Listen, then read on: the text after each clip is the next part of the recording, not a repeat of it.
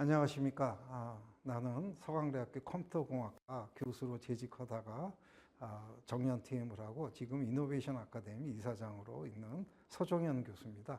오늘 여러분들하고 같이 나누고 싶은 이야기는 디지털 대전환 시대에 인공지능 융합인재란 어떤 인재인가 하는 이야기를 같이 나누고 싶습니다.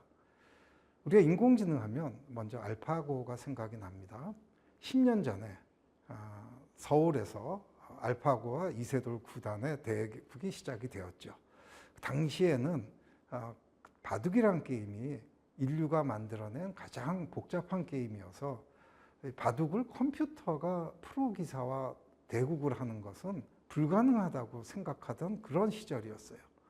그런데 알파고는 이세돌 구단을 완벽하게 물리치게 되죠.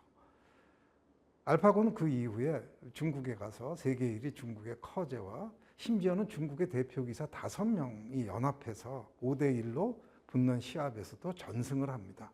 그리고서는 인간과 더 이상 바둑을 두는 거에 의미가 없다 그러고 은퇴를 하죠.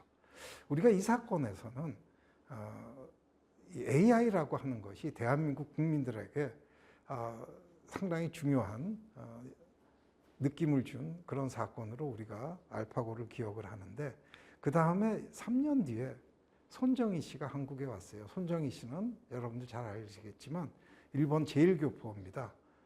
자수성가하신 분이고요. 일본의 제일 가쁘죠. 돈이 많은 사람이고 지금 세계 IT 업계의 가장 큰 투자자로서 활약을 하고 있는 분입니다. 이 양반이 와서 한국 첫째도 둘째도 셋째도 AI에 집중해야 한다라고 그러고요.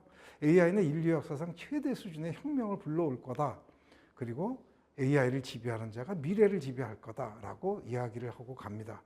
2019년에 이런 얘기를 하고 갔는데 굉장히 중요한 메시지를 던졌는데 대한민국 국민 중에 이런 메시지를 이해하시는 분이 얼마나 됐는지 우리가 한번 생각해 볼 필요가 있습니다.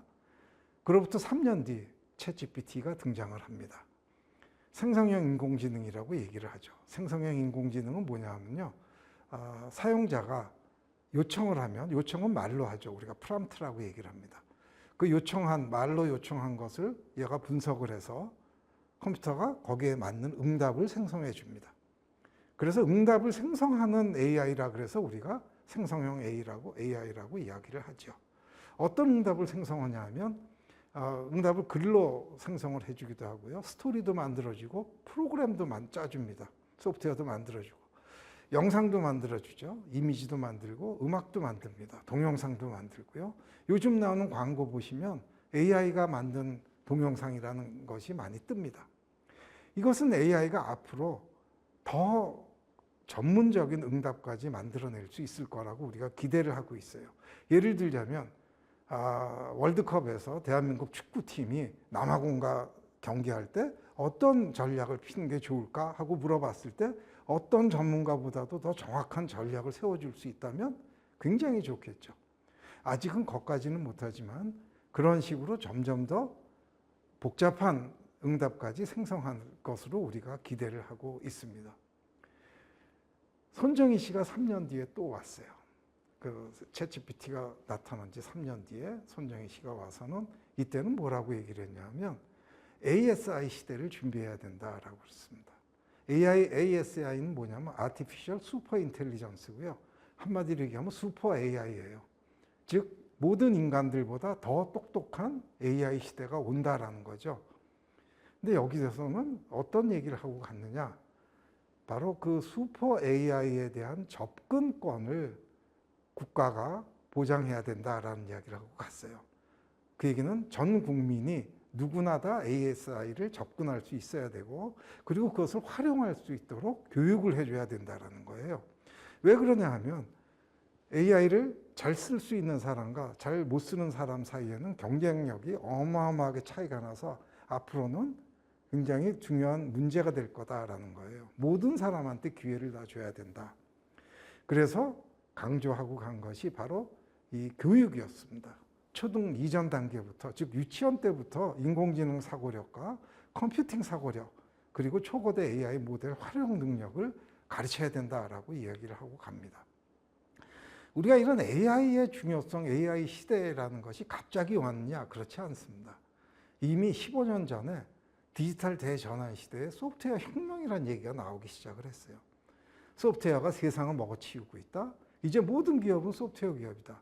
즉 소프트웨어로 인해서 경제 사회적으로 급격한 변화를 우리가 보기 시작을 한 거죠. 그래서 그걸 우리가 소프트웨어 혁명이라고 불렀는데 2016년 다보스 포럼에서 제4차 산업혁명이라는 이름으로 부르기 시작을 했습니다. 소프트웨어 혁명, 제4차 산업혁명 다 같은 얘기라고 보시면 됩니다. 우리가 이런 혁명적인 변화를 뭘로 볼 수 있냐면 스마트폰을 보시면 알 수 있어요. 여러분들은 아마 스마트폰 다 하나씩 가지고 계시죠? 스마트폰이 없다라고 생각하면 어떻겠습니까? 스마트폰은 2007년도에 나왔는데 스마트폰이 없던 시절과 스마트폰이 나타난 이후에는 경제 사회적으로 굉장한 변화가 벌어지기 시작을 했죠. 스마트폰은 애플이 2007년에 아이폰이라는 스마트폰을 만들면서 시작이 됐습니다. 애플이라는 회사는 그 이전에는 핸드폰을 만들어 본 적이 없는 회사예요. 애플은 원래 컴퓨터를 만들던 회사죠. 애플은 스마트폰을 어떻게 생각을 했냐면 컴퓨터에다가 전화기 기능을 넣는 거라고 생각을 했어요. 그래서 최초의 전화기 기능을 갖는 작은 컴퓨터, 그것이 바로 스마트폰이 된 겁니다. 컴퓨터는 그 이전의 핸드폰과는 달리 소프트웨어를 마음대로 설치도 하고 삭제도 할 수 있죠. 스마트폰이 바로 그 기능을 갖고 있는 겁니다. 이 스마트폰의 그 혁명적인 변화는 뭐를 볼 수 있냐면 이 당시에 핸드폰을 가장 많이 생산하던 기업이 노키아였습니다. 노키아가 시장 점유율, 세계 시장 점유율 거의 45%까지 올라갔었어요. 보통 40% 이상을 가지고 있는 초거대 기업입니다. 그런 노키아가 이 아이폰이 나온 이후 5년 만에 핸드폰 사업이 파산하게 됩니다. 이건 세계 제조업 역사에 없던 일이에요. 세계 시장 점유율 40%를 자랑하던 대기업이 5년 만에 문을 닫는다? 이건 처음 있던 일이었습니다. 그래서 노키아는 망하고 애플은 그 다음서부터는 승승장구해서 굉장히 빠른 속도로 세계 1위의 최대 기업으로 성장을 하게 됩니다. 이러한 것들이 혁명적인 변화라고 우리가 얘기를 하는 거죠. 2015년에는 세계에서 가장 큰 제조기업인 제너럴 일렉트릭이 회장이 나와서 선언을 합니다. 제너럴 일렉트릭은 여러분들이 잘 알겠지만 미국의 가장 큰 제조기업이고요. 여러분이 잘 아는 에디슨이라는 사람이 만든 아주 오래된 역사와 전통을 자랑하는 기업입니다. 이 회사 회장이 나와서 오늘부터 제너럴 일렉트릭은 이제부터 데이터 및 소프트웨어 회사로 거듭났습니다라고 선언을 합니다. 즉 제조 회사가 아니라 우리는 소프트웨어 회사입니다라고 이야기를 하는 거죠. 이제 모든 회사, 금융, 제조, 모든 회사들이 이제는 소프트웨어 회사라고 선언을 하게 됩니다. 이것을 우리가 디지털 대전환 시대라고 얘기를 하는 거죠. 디지털 대전환 시대가 뭐냐? 바로 이 세상의 모든 것을 디지털화하는 겁니다. 그러면 어떻게 할 수 있죠? 디지털화하면은 컴퓨터를 이용해서 해결할 수 있게 되는 거죠. 이것이 핵심이에요. 그래서 우리가 이런 시대를 디지털 대전환 시대라고 부르기 시작을 했고, 그리고 이거를 소프트웨어 혁명, 제4차 산업혁명이라고 불렀는데 이제는 뭐라고 부릅니까? 인공지능 혁명이라고 부르는 거죠. 인공지능은 미래 국가 경쟁력에도 굉장히 중요한 핵심입니다. 이미 미국, 중국 양대국이 거의 전쟁에 가까울 정도로 경쟁을 하고 있고요. 이제는 전쟁만 아니지 서로 규제를 마구 가하고 있습니다. 우리나라도 이 사이에 끼어 있죠. 대한민국도 AI에서 경쟁력을 유지하지 못하면 굉장히 어려운 환경에 처해질 거로 지금 보고 있습니다. 그럼 인공지능이란 뭘까요? 인공지능은 기계로 하여금 지능적 행동을 하게 하는 기술입니다. 기계는 뭐죠? 컴퓨터죠. 컴퓨터는 인간이 만든 기계 중에 모든 일을, 다양한 업무를 할 수 있는 유일한 기계입니다. 그래서 우리가 컴퓨터를 유니버설 머신이라고 불렀죠. 지능적 행동은 어떤 것이 있을까요? 지능적 행동은 보고 듣고 말하는 그 커그니션이라고 얘기를 하죠. 그런 능력과 그다음에 문제 해결 능력을 갖춥니다. 근데 문제도 보면 큰 문제는 어떻게 합니까? 작은 문제로 쪼개서 계획을 짜죠. 이 문제를 먼저 한 다음에 이거를 해결하고 이거 한 다음에 이걸 합해서 어떻게 하고 이런 식으로 플래닝을 합니다. 그런 능력을 가져야 되고요. 또 문제를 해결하려면 뭐가 필요합니까? 그 문제에 해당하는 지식이 있어야 돼요.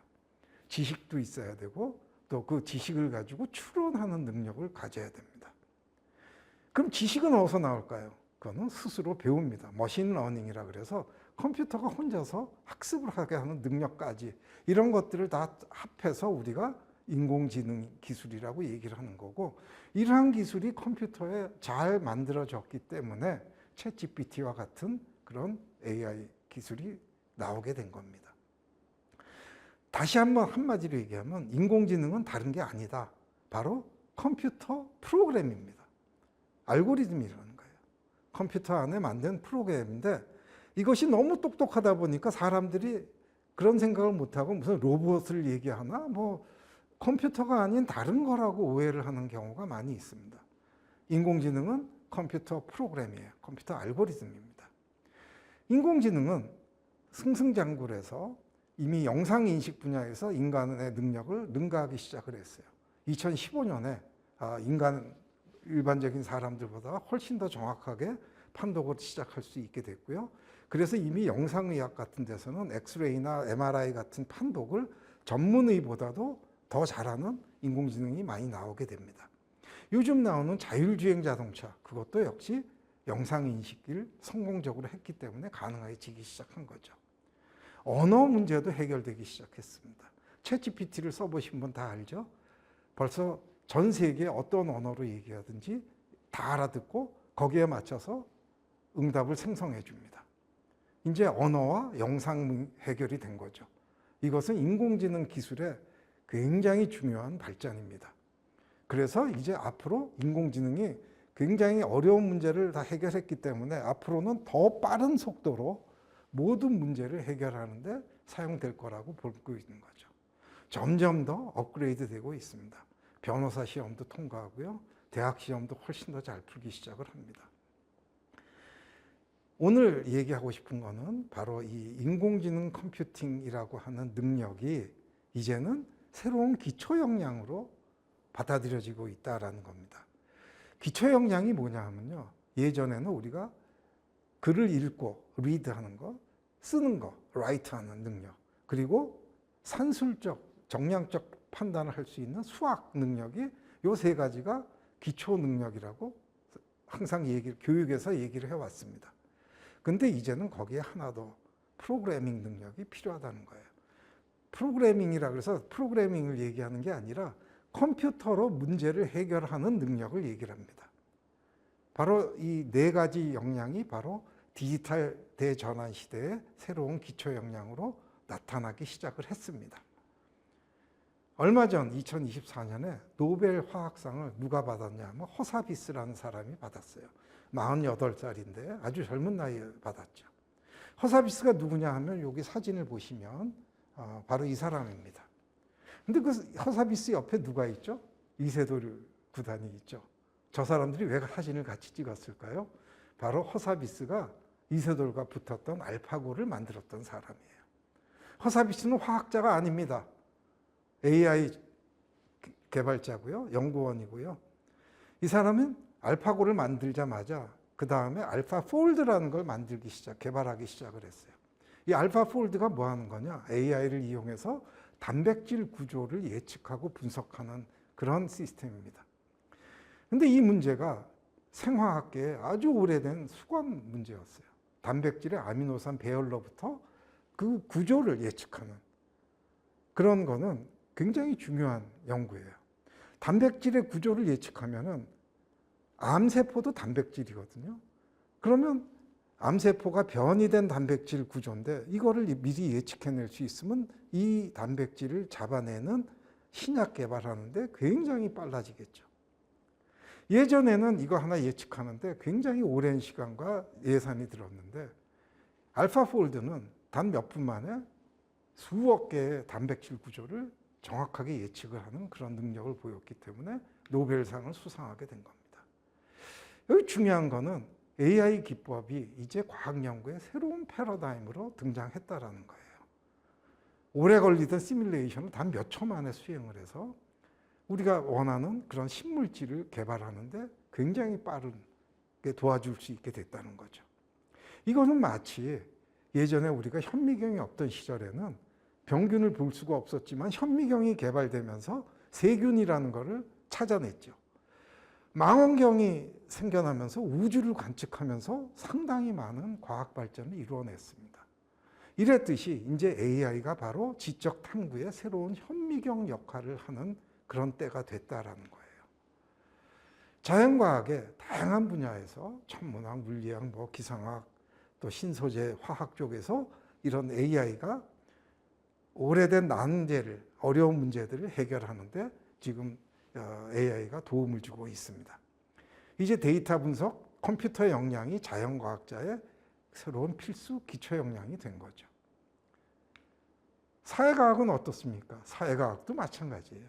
자연과학이 자연현상을 관찰해서 규칙을 찾아내는 거라면 사회과학은 사회현상을 관찰을 해서 사회를 예측을 하고 설명을 하는 그런 과학이죠. 이러한 것들을 전부 정량적으로 분석하는 이런 연구가 지금 시작되고 있습니다. 경제학, 금융공학, 이미 월스트리트는 컴퓨터를 이용을 해서 투자를 굉장히 많은 그런 성과를 내고 있고요. 그 다음에 사회학, 정치학, 법률, 법학, 인류학, 역사학 다양한 분야에서 컴퓨터를 이용해서 그동안 하지 못했던 새로운 연구가 시작이 되고 있습니다. 데이터 분석과 컴퓨팅 역량은 사회과학자들에게도 새로운 필수 기초 역량이 된 것입니다. 자, 우리가 산업혁명이라는 거 여러분도 잘 압니다. 1차 산업혁명이 바로 뭐죠? 증기기관으로 에너지를 만들어서 기계를 돌릴 수 있게 됐어요. 그래서 어떤 일이 벌어집니까? 그동안에 하던 인간들이 하던 많은 일들을 전부 기계화를 하기 시작을 한 거죠. 그래서 1차 산업혁명 때는 모든 분야에서 기계화를 할 수 있는 인재 양성이 중요하게 됐습니다. 그때부터 수학과 과학의 보통교육이 시작이 돼요. 보통교육이라는 건 전 국민에 대상으로 필수 교육이 시작이 됐다는 얘기예요. 그래서 저런 인재 양성을 잘한 국가는 선진국이 됐습니다. 저런 인재 양성을 게을리하고 잘못했던 나라는 어떻게 됐죠? 우리는 너무 잘 알고 있습니다. 식민지가 됐어요. 잊을 수가 없습니다. 지금 4차 산업혁명이에요. 4차 산업혁명은 뭐냐? 모든 분야에서 컴퓨터를 이용해서 지능 자동화를 할 수 있는 인재 양성이 중요한 때가 됐다라는 겁니다. 그러면 이제 교육이 뭐가 바뀌어야 됩니까? 바로 컴퓨팅 사고력이라고 하는 이 가장 컴퓨터로 문제를 해결하는 그 능력을 보통 교육에서 가르치기 시작을 해서 모든 시민들이 구구단처럼 익숙해져야 되는 거예요. 그런 시대가 온 겁니다. 여러분은 어떻습니까? 여러분은 저렇게 익숙하십니까? 한번 생각해 봐야 돼요. 지금 4차 산업혁명이 진행되고 있습니다. 빠른 속도로 진행되고 있다. 이미 영국은 2014년에 교육개혁을 했어요. 그래서 초등학교 1학년부터 고등학교 3학년 동안 12년 동안 컴퓨팅이라는 과목을 영어는 영국의 국어입니다. 수학하고 컴퓨팅 이 세 과목이 바로 12년 동안 필수 교육하는 유일한 과목이에요. 다른 과목들은 가르쳤다 빠졌다 하긴 하는데 저 세 과목은 12년 동안 계속 가르칩니다. 우리나라는 아직 그렇게 못하고 있어요. 그래서 요즘 우리나라도 초중등 교육을 개혁을 해야 한다라는 것이 빠르게 지금 진행이 되고 있고 그래서 대학 입시에도 반영을 해야 된다라는 이야기를 지금 하고 있습니다. 물론 대학 입시에 반영하려면 초중고등학교에서 필수가 돼야지 대학 입시에 반영할 수 있죠. 일본은 이미 2025년 작년부터 대학 입시에 반영을 하고 있습니다. 우리도 시간 문제일 뿐이에요. 이제 공무원 임용고시, 교사교시, 다양한 국책고시에도 국어, 영어, 수학처럼 컴퓨팅이라는 능력을 보는 시간이 금방 올 거라고 생각을 하고 있습니다. 대학도 마찬가지예요. 대학의 모든 전공에서 이제는 AI 소프트웨어를 융합한 연구와 교육이 해야 되는데 입학하는 학생들이 그런 역량이 없으면 따라가지 못하죠. 그래서 입시에서 반영을 해야 되는 겁니다. 근데 여러분들 같은 경우는 그러지 못했기 때문에 서강대학교에서 AI 프로그래밍이라는 과목을 교양 필수로 만든 겁니다. 그래서 모든 학생들이 대학에 들어와서라도 빨리 이 과목을 공부를 해서 이 역량을 갖추도록 해야 앞으로 AI 융합 인재로 키워낼 수 있다고 보는 거죠. 바로 대학에서 하고자 하는 교육은 AI 융합 인재를 키워내는 겁니다. 모든 전공에서 AI 기법을 적용해서 그 전공 문제를 해결하는 능력을 갖춰야 하는 거죠. 그것을 우리가 AI 플러스 X 인재라고 합니다. 여기서 X는 뭘 얘기하냐 하면 바로 전공을 얘기해요. 각종 전공. X는 법학이 될 수도 있고요. 경제가 될 수도 있고 정치학이 될 수도 있어요. 뭐 경영 또는 화학, 물리, 기계공학, 뭐 자연과학, 공학, 뭐 사회과학, 인문학 할 거 없이 모든 분야에서 AI를 적용할 수 있는 능력, 인재를 키워내는 것이 AI 융합 대학의 굉장히 중요한 교육 목표가 됐습니다. 그런 인재가 되기 위해서는 당연히 그 전공에서 해당 전공을 잘 공부하셔서 지식을 쌓아서 그 전공에서 문제를 찾을 수 있어야 돼요. 그렇죠? 도메인 날리지가 있어야 됩니다. 그리고 그러한 문제를 AI 기법을 이용해서 해결할 수 있는 그런 AI 활용 능력을 갖춰야 되는 거죠. 그것이 바로 미래 사회를 이끌어 나갈 핵심 인재상인 AI 융합 인재라는 겁니다. AI 활용 능력이라는 것을 조금만 구체적으로 얘기하면 바로 컴퓨팅 사고력이라고 그래요. 컴퓨테이셔널 띵킹이라고 하는데 이건 뭐냐면 컴퓨터를 이용해서 문제를 해결하는 능력입니다. 그것이 뭘까요? 첫 번째, 세상 문제를 컴퓨터가 처리할 수 있는 형태로 표현할 수 있어야 돼요. 예를 들어서 내가 경제 문제에 관심이 있다. 나는 뭐 주식 투자에 관심이 있다. 그럼 주식 투자 문제를 또는 경제 문제를 또는 법률 문제를 컴퓨터에 어떻게 표현할 수 있을까요? 그 능력이 있어야 돼요. 일단 세상 문제를 컴퓨터 안으로 표현하면 그러면 그때부터는 우리가 컴퓨터를 이용해서 문제를 해결할 수 있게 됩니다. 어떻게 해결할까요? 바로 알고리즘이에요. 문제를 해결하는 다양한 알고리즘들이 있습니다. 그 기본 알고리즘들을 여러분들이 이해하고 적용할 수 있어야 되는 거예요. 그러한 능력과 그 다음에 마지막으로 여러 가지 복잡한 알고리즘을 최대한 효율적으로 최적화하는 능력까지 갖추시면 여러분들은 컴퓨팅 사고력을 충분히 갖췄다라고 얘기할 수 있게 되는 거죠. 수학으로 따지면 숫자를 배우고 사칙 연산 배우고 방정식 배우고 연립방정식 정도 배우는 수준만 여러분들이 잘 이 컴퓨팅 사고력을 갖고 있으면은 그러면 충분히 쓰실 수 있다라고 얘기할 수 있겠습니다.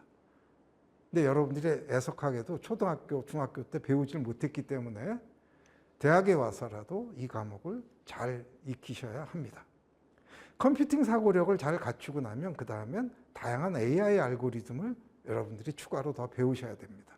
문제의 성격에 따라서 다양한 종류의 AI 기법을 적용할 수 있어야 되는 거죠. 그래서 여러분들은 1학년 때 AI 프로그래밍 과목을 기점으로 한 2년 정도 열심히 다양한 과목을 더 공부를 하셔서 컴퓨팅 전문가 수준으로 거듭나시길 바랍니다. 그러면 여러분들은 전공 과목에서 배우는 전공 지식과 이런 AI 활용 능력을 합해서 AI 융합 인재로 거듭나실 수가 있을 거고요. 그러면 졸업 후에 어느 기업을 가도 환영받는 그런 미래 인재로 성장하게 될 것입니다.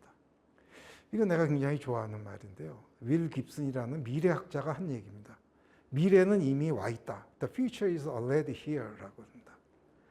미래는 이미 와 있는데 공평하게 퍼져 있지 않을 뿐이에요. 어떤 사람한테는 와 있고 어떤 사람한테는 안 와 있는 거죠. 모르는 거예요.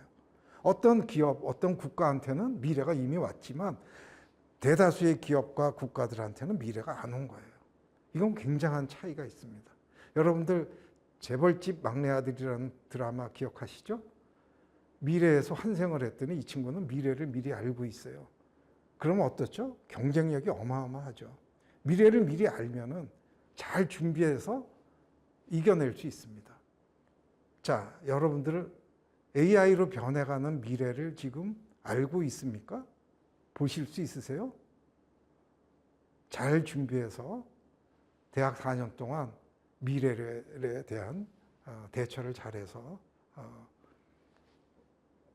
훌륭한 인재로 성장하시기를, 경쟁력을 갖추시기를 바랍니다.